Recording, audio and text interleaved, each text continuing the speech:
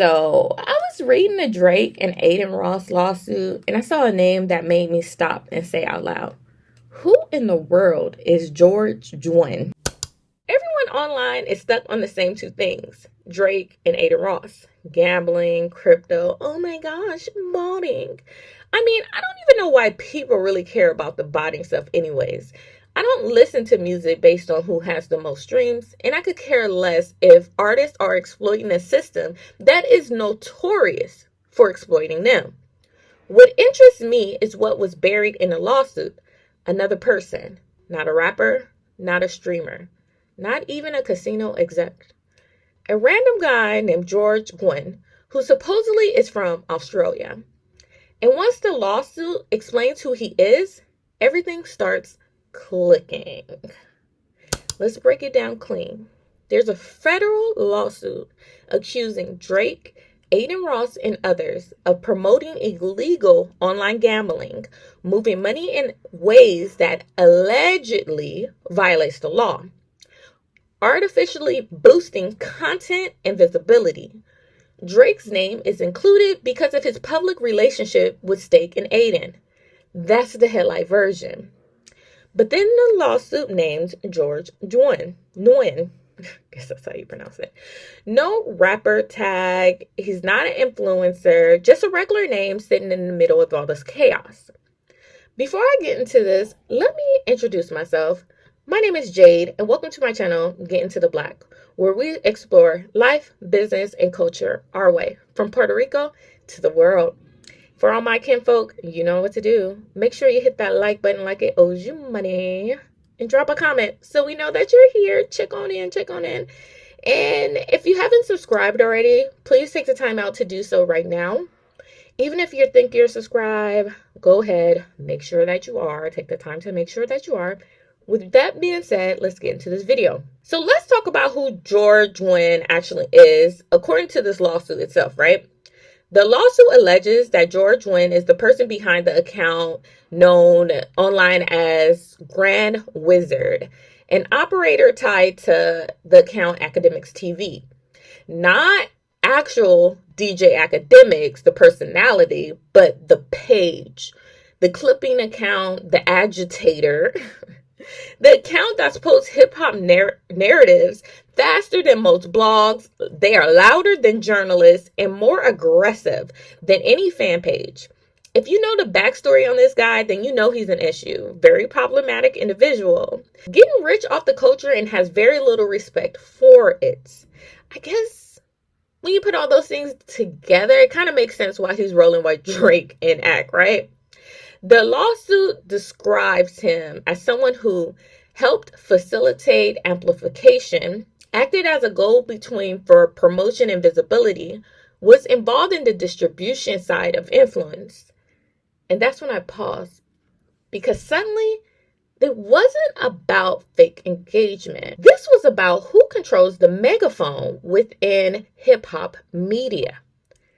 And that's when my brain started pulling files. Because in the past few years, there has been several instances of where people are hinting at hip-hop media being paid by artists. Rob Markman made a post hinting at that one of the biggest hip-hop media pages was being ran or financially supported by a major artist. He didn't name names, but everyone in the culture started side-eyeing certain accounts. That's where Punch from TDE. One day he makes a tweet directed at DJ Academics, asking him, half jokingly, but half deadass. He says, does Drake write the post for Academics TV? Act denied it at the time, but that moment remains in my head. And now here we are again, reading a lawsuit that names that person who's behind that exact account. That's not a coincidence. That's context catching up. I mean, even during the battle, Kendrick hinted at the fact that Academic was looking compromised. I thought he was talking about all that glazing. Let's get the real shit popping. Holy shit, holy. Ladies and gentlemen, this is a shot that will be heard around the fucking world. Kendrick, you are on the clock. But could this have been what he was hinting at? Shape the stories how you want. Hey, Drake, they not slow. Because listen, hip hop has always had a media machine, whether it was radio, magazines, blogs. The only difference now, they wear streetwear and post memes, right? Let me say this plainly.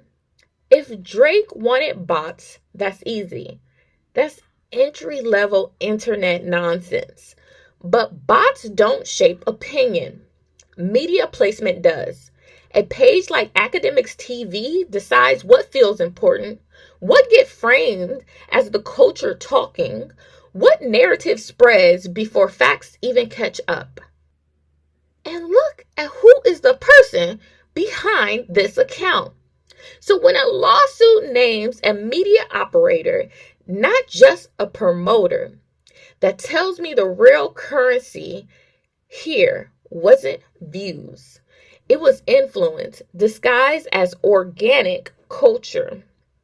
And that's why people inside the industry has been whispering about this for years. They weren't paranoid. They were reserving plausible deniability while being a whistleblower.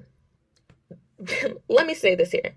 This is bigger than Drake, bigger than Adin Ross, bigger than this one lawsuit. We're in an era where artists don't just drop music.